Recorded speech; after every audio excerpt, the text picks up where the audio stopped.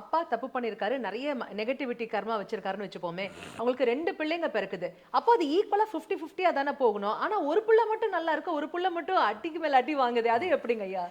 இப்ப நீங்க ஒரு ஒரு ஒரு தோட்டத்துக்குள்ள போங்க. ஆ. ஒரு தென்னை மரத்த எடுங்க. அதுல ஒரு 16 இளநீ இருக்குதுன்னு வச்சுக்கோங்க, ஒரு கொலையில. அதை போய் நீங்க கட் பண்ணி, அத கீழ இறக்கி கொண்டு வரீங்க. இது வந்து தாய் மரம் வந்து தென்னை மரம் தான். இல்லைங்களா? ஆமாங்க ஐயா. பிள்ளைகள் வந்து இளநீ. இது சரிங்க. தாய் மரம்ங்கிறது தென்னை மரம். தாயோட பிள்ளை தான் தென்னம்பிள்ளை. அதானுங்க? ஆமாங்க ஆ, ஐயா. அது மாற்றம் இல்ல. 1 யூஸ் டம்ளர 16 டம்ளர வெறும் காலி டம்ளர வைங்க. எல்லா இளநீ கட் பண்ணி ஒரு டம்ளர்லையும் 1 யூஸ் டம்ளர்ல ஊத்துங்க. எல்லாமே ஈவனா இருக்குமா? இல்ல கூட குறை இருக்குங்களா? கூட குறைய தான் இருக்கும். அப்ப கூட குறையா இருக்குதுன்னு உங்களுக்கு தெரியுது. அதே போல தானங்க ஒரு தாய் பெத்த புள்ள தான். 16 புள்ளையும்.